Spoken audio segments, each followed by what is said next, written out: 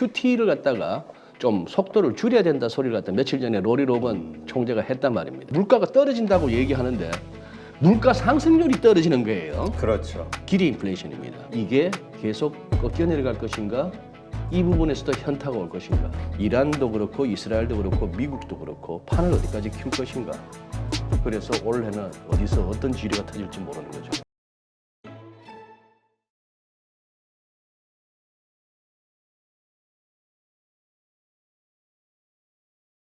네, 오늘 모신 분은 GFM 투자연구소 이진우 소장님입니다.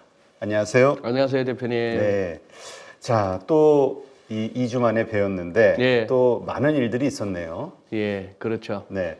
일단 그 연준의 그 점도표 그 나오면서 이 기준 금리, 그다음에 이 금리 인하 시기 이런저런 것들 가지고 좀 논쟁이 좀 많아요. 그리고 네. 그거에 따라서 주가도 좀 오르고 내리고. 예. 어쨌건 1월 들어와서 생각 밖으로 주가가 상당히 좀 밀리는 상황, 미국서부터 네. 빠지는 상황이 벌어지고 있거든요. 예. 도대체 어떤 일들이 일어났는지 그동안 좀 한번 좀 봐주시죠.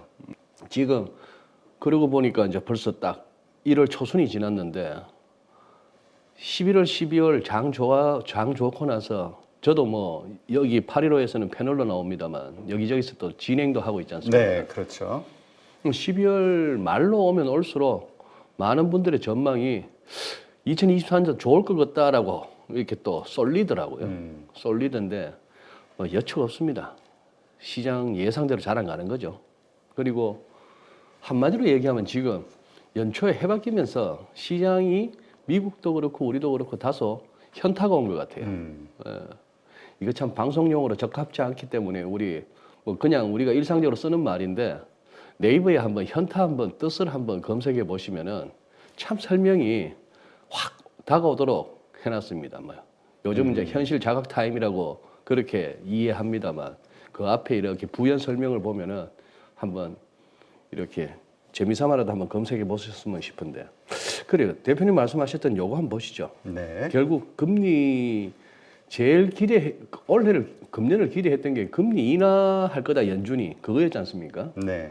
자, 우리 뭐 CME 패드워치 들어가시면은 왼쪽에 여러 가지 그것들 클릭하시다 보면은 이런 화면도 있고 이런 그림들이 애널리스트들이 저기 방송에서 인용했던 거구나 하는 건데 점도표도 우리 그 연준에 그 FMC 당일날 발표되는 그거보다 훨씬 더 깔끔하고 시각적으로도 잘 보이죠.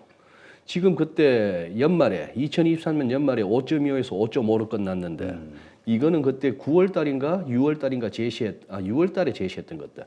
결국 연말까지 5.75까지 갈 수 있어라고 했던 거에서 한 번은 못 하고 그냥 갔지 않습니까? 애초에는 5.75까지도 갈 수 있다 했는데 살짝 뻥카였고 여기서 결국 우리가 최종적으로 입수한 그걸로 봐서는 금년 들어서 2024년 들어와서 한 칸, 두 칸, 세 칸, 25p 기준으로 했을 때 중간값이 3번 내려온다. 이것 때문에 이제 연준의 피봇이라 얘기했고. 그렇죠. 그다음에 내년 2025년 가면 또 한 100bp 정도 더 내려가는 이런 식으로 하는데 너무 이렇게 위아래가 확 벌어져서 그리고 또 그동안에 늘 점도표라는 것이 그때 제대로 지켜진 적이 없기 때문에 그거 합니다만 자, 문제는 이거 말입니다. 이것도 CME 패드워치에서 다 이렇게 보실 수 있는 자료들이죠.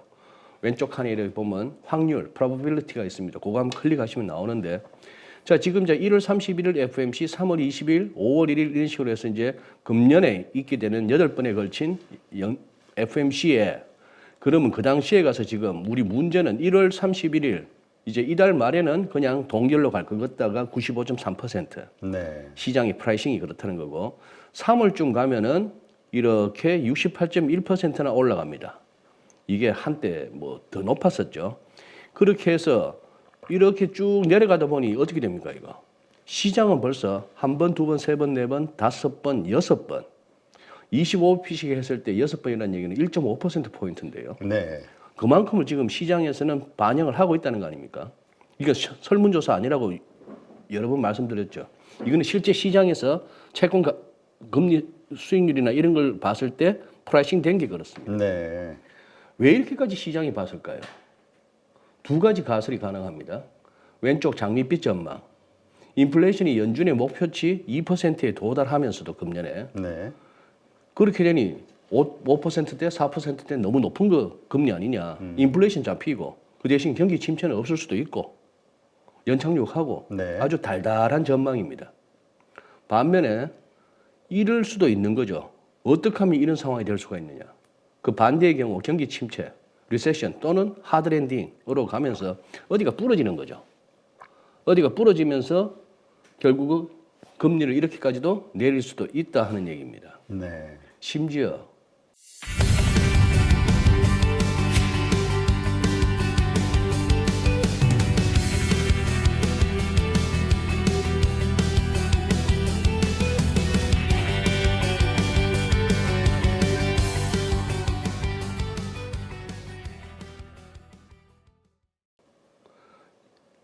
아주 적극적으로 내다보는 사람들 중에는 금년에 지금 뭐 며칠 전에 로리 로건 그 달라스 연방은행 총재가 그 여자분 네. 리차드 피셔 그 전임 리차드 피셔라고 우리 귀에 아주 익었던 달라스 연방은행 총재 그 텍사스 지역 말입니다. 네. 거기는 그래도 좀 매파적인 인물이었는데 이 로리 로건 그 후임으로 이 여성 로리 로건은 작년에 기억나시죠? 10월 초에 미국 국채 수익률이 확 이만큼 올라왔기 때문에 연준이 할 일이 줄어들 수 있다 해가지고 그때부터가 어떻게 보면은 4분기 미국 증시 확 한번 날아가는데 촉매 역할을 했던 분. 네.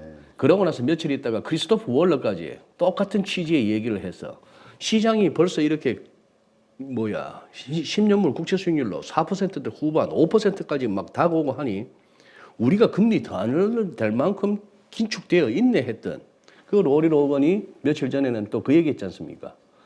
이렇게 지금 영래포 잔고가 이렇게 줄어드는 걸로 봐서는 영래포가 결국은 은행들이 돈을 갖고 있는데 그걸 딴 거에다가 하는 게 아니고 연준에다가 돈 맡겨놓고 연준한테 국채 받고 원래의 레포는 뭡니까?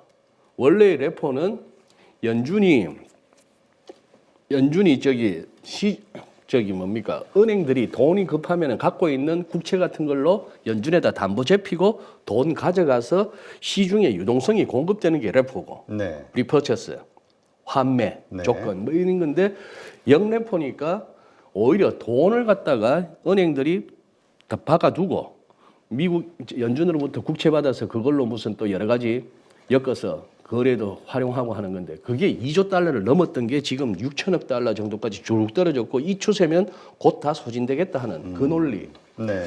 좀 이렇게 우리 같이 채권 쪽에 좀 밝지 않은 사람들은 그냥 그러려니 하고 대충 듣고 넘어갑니다만 어쨌거나 그만큼 2조 달러를 넘었던 영래포가 있었다는 얘기는 한 5%대의 이자를 받으면서 은행들이 거기다가 돈을 두고 있지만 급하면 어쨌거나 그걸로 빼서 뭐라도 할 수 있는 거죠. 유동성이 그냥 시중에 풍부하다. 풍부해진다. 근데 이제 많이 줄었다. 그런 측면에서 QT를 갖다가 좀 속도를 줄여야 된다 소리를 갖다 며칠 전에 로리 로건 총재가 했단 말입니다. 그렇지만 그것만 방점을 찍을 게 아니고 금리 인상, 추가 금리 인상이 남아설 수도 있다 하는데 근데 QT를 갖다가 줄여야 된다. 이 소리에 묻혀버렸어요. 막 그런 상황인데 자, 심지어 지금 QT 얘기가 나왔습니다만 QT를 줄인다 차원이 아니고 저 정도까지 아까 그 그래프를 표를 다시 보면은 저렇게까지 6번이나 25p 기준으로 6번이나 내려야 하는 상황이 온다. 심지어 채권 애널들 중에 QE 할지도 모른다 금년에 이 소리까지도 하고 있습니다. 이 소리까지도 하고 있는데 아닌 게 아니라 선거 앞두고 정 급하면 또 돈 찍어낼 수도 있죠. 그렇죠. 예. 유동성을 또 공급해가지고 자산을 또 끌어올리는 그런 가능성도 있습니다. 자, 근데 어제 나왔던 CPI 보시죠. 요 장기 추이 보시면은 어쨌거나 그 이유는 잘 모르지만 우리도 그렇고 미국도 그렇고 전 세계가 어지간하면 뭐죠? 2%를 갖다가 목표로 삼고 있지 않습니까? 그렇죠. 중앙은행들. 막 1년에 한 2% 정도 물가 오르는 거는 그것만 정상이다 이렇게 보는 것 같아요. 보는 것 같은데 2%가 이런 상황인데 자, 여기까지 갔다가 급하게 내려온 이걸 보고 우리가 좋아했는데 자, 여기서 이제 어려워졌습니다. 잘 내려오다가 지난달 3.1이었는데 시장 예상 3.2인데 12월 달에 3.4% 1년 전 대비 이게 올랐다 하는 거에서 살짝 올라왔죠. 거기다가 이거 보시죠. 전월비도 한번 보시죠. 전월비 보시면은 CPI 자체도 0.3%에서 내려오다가 꺾였고 코아도 보시죠. 코아는 아시다시피 음식료, 에너지 빼는 겁니다. 이 코아가 이것도 0.3 해서 얼추 흔히 말하는 연율로 치면 곱하기 12 플러스 알파 한 3.7, 3.8 잘못하면 4%도 될 수 있는 2%하고는 거리가 있죠 아직. 네. 이 코아 만든 사람이 이 사람 아닙니까? 1970년에서 78년 사이에 연준 의장했던 아스번즈 닉슨 대통령. 그렇죠. 예.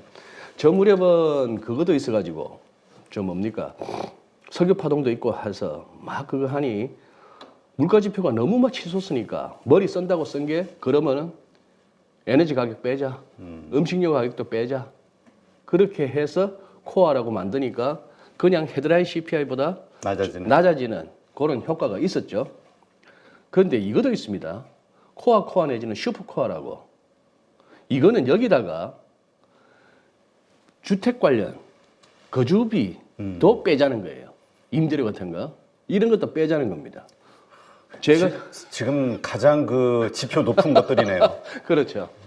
그러니 앞서 살폈던 전월비나 이런 거에서 CPI가 생각보다 시장 예상보다 높았던 것 중에는 조금 이렇게 수그러들겠거니 했던 임대료가 여전히 기승을 부리고 있다는 얘기입니다.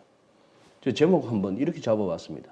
차 떼고 음식료 빼고 에너지 빼고 기름값 빼고 포 떼고 음식료도 떼고 그럼 뭐 임대료가 신경 쓰이냐?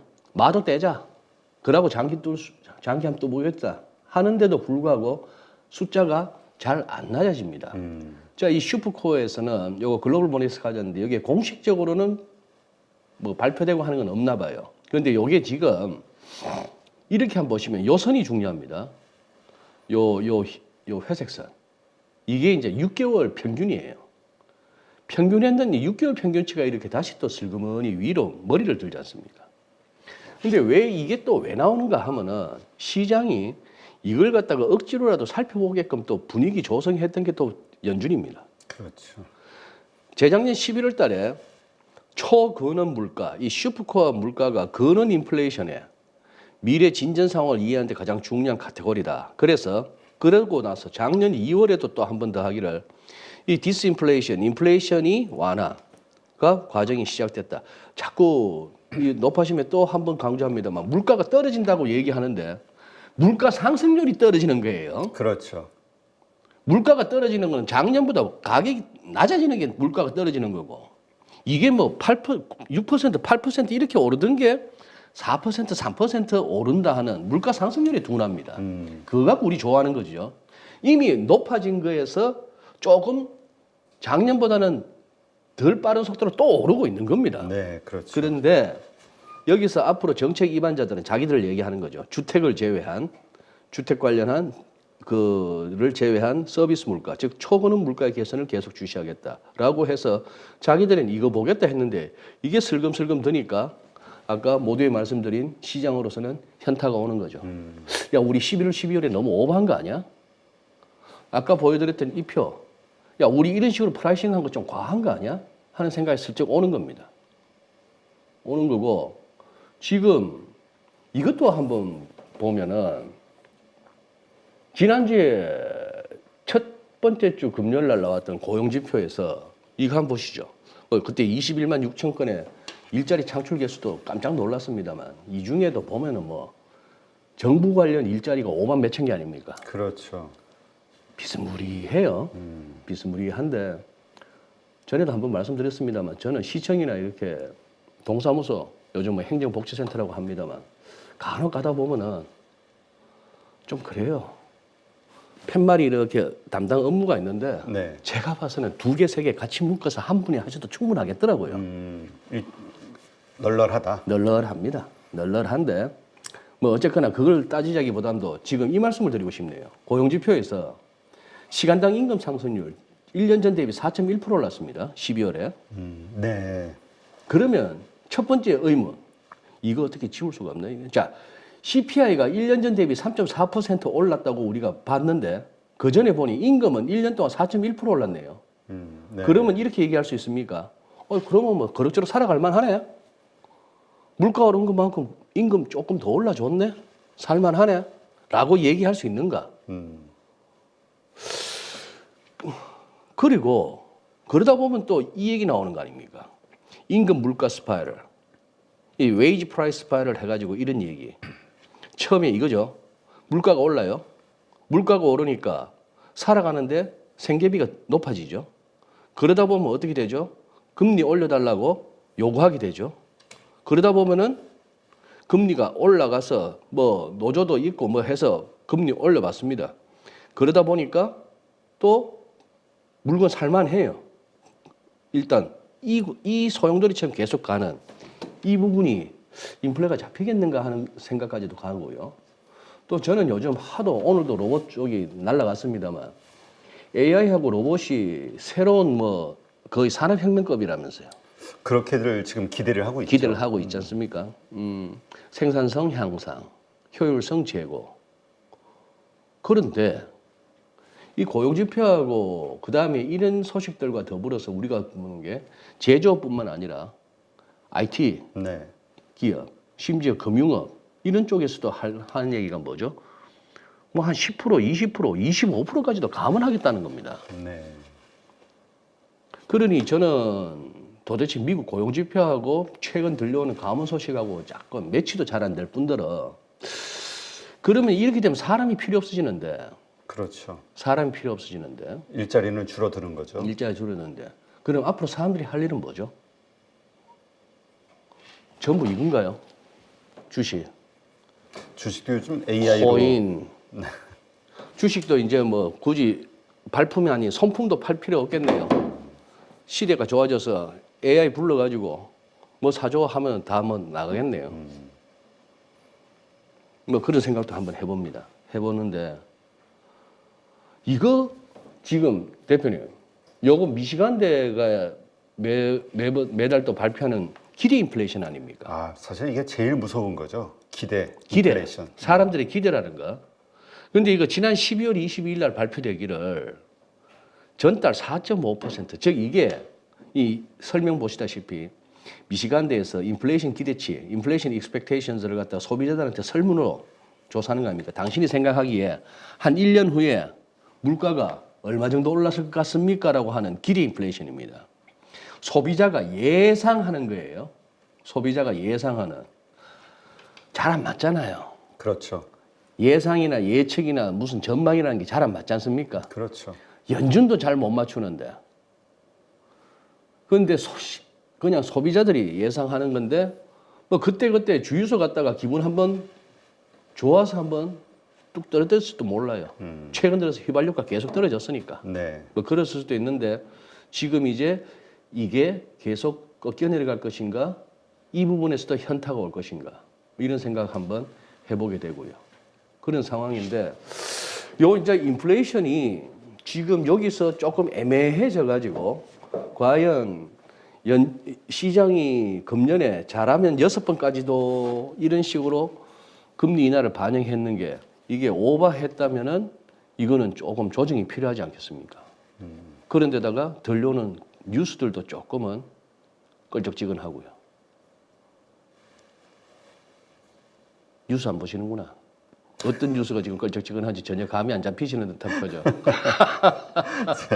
네.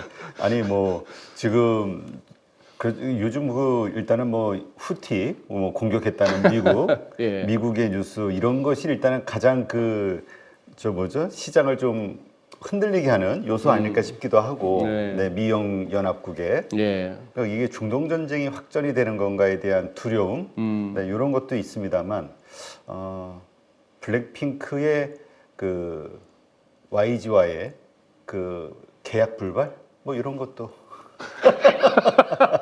블랙핑크 아니 임 대표님 네. 좀 안쓰럽습니다. 자꾸 젊은 척 하지 마세요. 네, 사실은 전 소녀시대밖에 모릅니다. 소녀시대보다 차라리 이효리가 더 편하지 않으세요? 네? 이효리 씨가 더 편하지 않으세요? 소녀시대보다.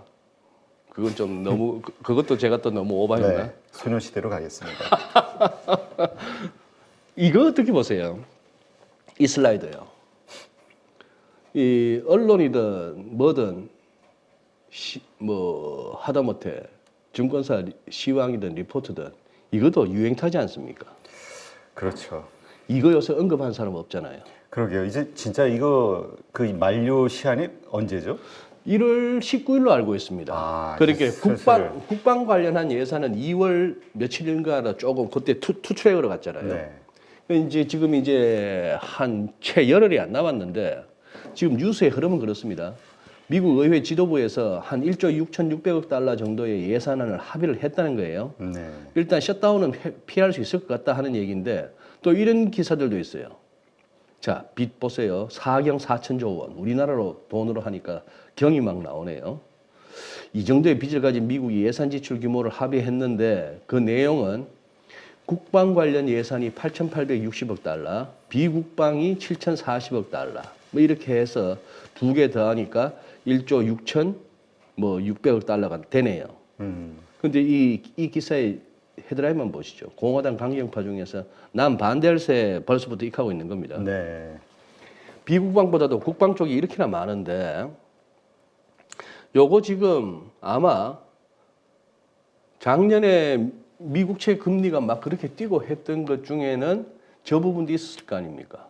없는 돈에 또 국채 찍어서 뭘 하려다 보니 국채 공급이 늘어나서 수익률이 막 채권 가격 떨어지고 국채 가격 떨어지고 국채 수익률 금리 오르고 이거 쑥 들어갖고 이제 국가 부채도 뭐 만만치 않은데 아이고 뭐 미국 국가 부채를 걱정을 하냐 재벌 걱정하고 연예인 걱정하듯이 그렇죠. 뭐 이런 소리 하잖아요. 걔들은 찍으면 되는데 그렇죠. 이런 소리도 했습니다만 글쎄요 미국이라고 뭐 예외가 될 수 있겠습니까? 그런데 요거 이제 조만간에 이슈가 되겠죠. 이슈가 되겠고 요 8,860억 달러 곱하기 한 1,300원 한번 해보시죠. 어마무시한 돈이죠. 1조 달러 같으면은 1조 달러에 1조 달러 같으면 뭐 1,300조 원인데 한 뭐 어쨌거나 1,000조 원 가까운 돈입니다. 네. 그런 돈 1,000조 원 안팎의 돈인데 1,000조 원 중에 떡고물이 떨어지면 얼마나 될까요? 그 떡고물은. 경험이 없어서 잘 모르겠습니다. 저도 떡고물을 먹어본 적이 없어가지고. 저도 경험은 없습니다. 저도 경험은 없는데 이런 기사 한번 보시죠. 따끈따끈한 오늘 기사인데요. 우크라이나에 제공했던 그동안에 우크라이나에 제공했던 17억 달러 규모의 무기 우리 돈으로 한 2조 2,300억 가량 되는 돈을 보냈네요. 한 2조 원 넘게 되는 무기를 그동안 보냈답니다. 그런데 이 중에 한 59%, 거의 60% 정도의 무기와 군사 장비 가운데 소재가 안 밝혀진다는 거예요. 없다는 거예요. 이거 제가 전에 한번 슬쩍 지나가는 말로 말씀드렸을 것 같은데 박스도 안 뜯고 어디로 갔을 수도 있다고.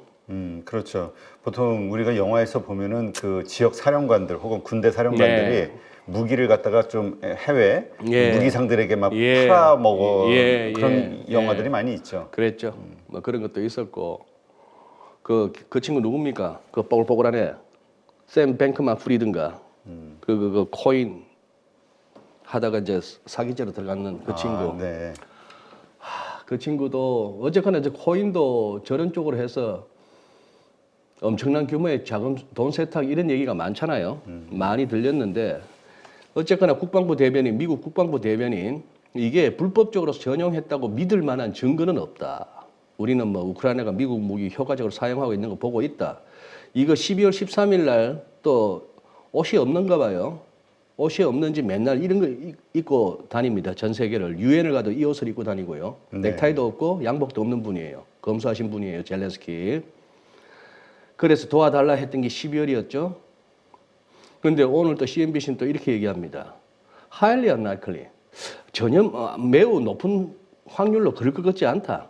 서방이 충분한 지원을 할 것 같지는 않다. 우크라이나에 이런 얘기를 합니다. 저는 제목을 이렇게 잡았습니다. 증거 운운하는 거 보아하니 불법 전용 증거 없다. 증거 없다. 증거 없다는 것은 아니 그런 일 없다보다는 약간 좀 뉘앙스가 뭔가 다르잖아요. 뉘앙스가, 늘 우리가 뭐 뉴스 접할 때마다 그랬죠. 신증은 있으나 확증이 예. 없다. 어릴 적 수사반장 봤을 때부터 그랬습니다. 범인은 꼭 최불암 씨가 가서 아, 수사반장이 뭔가요? 최불암 씨 아시죠? 조경환 씨 아실 테고 김상순 씨 아실 테고 김영사, 조영사, 남영사 거기에 반장님 최반장. 네. 어쨌거나 범인을 잡아오면은 마지막에 뭐라는지 압니까? 헐. 증거 있냐 그럽니다. 아, 예. 근데 꼭, 맞아요. 꼭 드라마 끝날 때 보면 걔는 또 수갑 차요. 증거 있냐 하는 놈이 제가 그래서 그때 7살, 8살 때도 수사반장 한 1년 보고 나니까 중간에 범인이 누군지 알겠더라고요. 아, 증거 있냐 하는 놈이 범인이더라고. 세상이 이렇게 돌아갑니다. 그러니까 이게 결국 우크라이나 앞으로 좀 여러 가지 각도에서 지원을 이제까지처럼 많이 이렇게 받기가 예. 어려운 상황이 될 수도 있다. 그렇습니다. 그게 그런 상황이고 세상 이렇게 돌아가는 데다가 이것도 간단히 보시죠. 지금 CNBC 기사입니다. 미국하고 영국이 후티 반군 본거지를 했다가 폭격했다 이런 얘기 아닙니까? 네. 자, 지금 거기다가 이란은 지금 뭐죠? 여기 호르무즈 해협 옆에 오만만 여기서 지금 미국 쪽에 유조선 납포했다는 얘기 나오죠. 그때 솔레이마니 그때 트럼프 대통령 때 그때 폭사했죠. 그 추모식에서 또 폭탄 사고 있었죠. 이스라엘도 지목하고 있죠. 저는 이렇게 봅니다. 판을 어디까지 키울 것인가? 이란도 그렇고 이스라엘도 그렇고 미국도 그렇고 판을 어디까지 키울 것인가? 이거 지금 뭐 주식 얘기하면서 지금 이런 얘기하는 게 생뚱맞을 수도 있지만 이거 보세요. 지금 지지율 이렇습니다. 바이든입니다. 얼마나 인기가 있는가? 지지율 40%안 돼요. 그 대신 지지하지 않는다는 56%가 넘습니다. 이대로 가면 필패입니다. 이대로 가면 필패고 지금 이제 토요일 날 대만 총통 선거가 있대요. 이렇게 좀 별로 사진만 보고는 누구 찍고 싶은 사람 없습니다. 민중당, 민진당, 지금 현재 집권 세력, 국민당 이쪽은 친중이고 그런 상황인데 여기는 좀 당분이 조용히 넘어갔으면 좋겠다 싶은 생각이 드는데 이런 변수들까지 있습니다. 판을 어디까지 키울는지. 그거는 결국 바이든의 여러 가지 정치적인 이해관계, 미국의 네. 입장, 여러 가지 것들 때문에 정치적인 어떤 결정이 내려질 수 있고 그것이 상당히 세계 경제에 불확실성을 던질 수 있다. 던질 수 있다 하는 것이죠. 생각보다 시장은 아직까지는 믿는 것 같아요. 이걸 판을 그렇게 키우지는 못할 것 같다. 그렇죠. 이제 미국이 선거도 있는데 글쎄. 우리 전문가들도 하는 이야기들을 이렇게 정리해 보면 에이 선거가 있는데 크게 뭔가 불안한 상황을 만들겠냐. 지금은 경제적으로 이렇게 좀 안정화시키는 작업을 하지 않겠냐. 이런 이야기를 많이 하긴 하는데요. 지금 이 상태로 특별한 어떤 반전 없이 가서는 누가 나와도 잘 안 될 것 같다 한다면은 또 모릅니다. 그래서 올해는 어디서 어떤 지뢰가 터질지 모르는 거죠. 그런데 그렇다고 보면 시장은 아마 그 와중에 수혜주 찾을걸요. 그죠? 그렇죠. 네. 알겠습니다.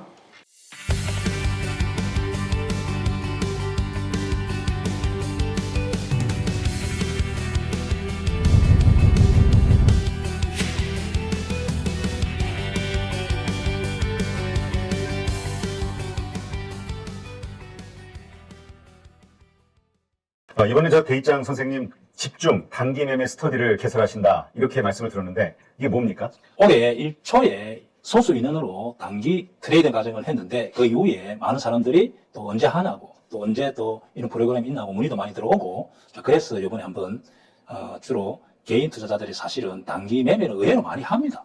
중단기 사실 해야 되는데 네. 이왕 단기 매매를 한다면은 보통 개인 투자자들이 단기 매매를 체계적으로 교육을 받지 않고 하다 보니까 유치원생이 대학생하고 싸움하는 거 똑같죠. 그래서 보통 단기 매매를 하다 보면은 한 95%, 98% 정도는 손실이 나기 때문에 저는 이제 단기 매매를 한 20몇 년 꾸준하게 했기 때문에 저 노하우를 전달해 주면은 성률이 한 80%, 70% 정도 해서 꾸준하게 수익 모델을 만드는 것을 목적으로 하고 있고 개인 투자자는 또 반토막, 또 4분 1토막 자, 그런 분들을 위해서 그 돈으로 내 원금을 찾아오자 모토로 있는 돈으로 원금 찾고 돈 벌자 이런 모토로 지금 할 예정입니다. 자, 그러면 그 라이브 수업을 통해서도 자신이 그 이해하고 있는 게 맞는지 틀리는지 이런 것들에 대해서 이렇게 그 타점을 잡아주거나 하는 이런 일들이 가능한 건가요? 그렇죠.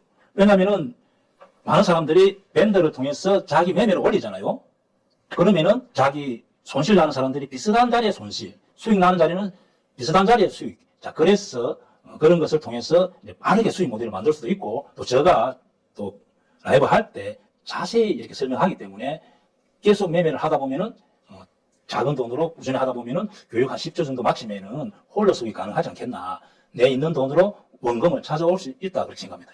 근데 10주 안에 이 초보자들도 지금 말씀하시는 그런 기법 그리고 돈을 벌 수 있는 그 실력 키우는 게 가능할까요? 이제 저는 항상 할 때는 소액을 합니다. 10주 동안. 예를 들어서 10만 원, 또 수익 난다면 한 100만 원 정도 하라는데 보통 교육 과정에서 수익 모델을 만드는데 자기 환경에 맞게 그리고 자기 또 성격에 맞게 한두 가지 기법을 선택해서 반복적으로 하면은 결과가 굉장히 좋게 나옵니다. 모든 기법을 할 수는 없죠. 대입장이 뭐 공매도 기법, 종가 매매, 시초가 매매, 자사주를 이용한 매매, 공매 다양하게 하지만은 그것을 자기 환경에 자기 원금에 맞게 선택해서 한 10주 동안 한두 가지 기법을 반복하면은 결과가 굉장히 좋게 나옵니다. 정말 이렇게 장담하시는 것처럼 그 돈을 잃으셨던 분들이 주식으로 다시 그 원금 회복하는 게 그 대장 선생님의 기법을 배우고 예. 실력을 키운다면 가능할까요? 앞에 교육생 몇 명 중은 내 원금 한 10배 정도 번 사람도 있습니다. 그래서 워낙 대입장 기법 자체가 단순하다 보니까 시장에서 그것이 통한다면 계속 통할 가능성이 많죠. 그래서 조금 원금만 올라간다 보면 특히 단기 매매는 회전율이 좋기 때문에 빠른 시일 내에 수익 모델을 만들 수 있고 수익 모델을 만든다면 원금을 찾아올 수 있다 봅니다. 네, 감사합니다. 감사합니다.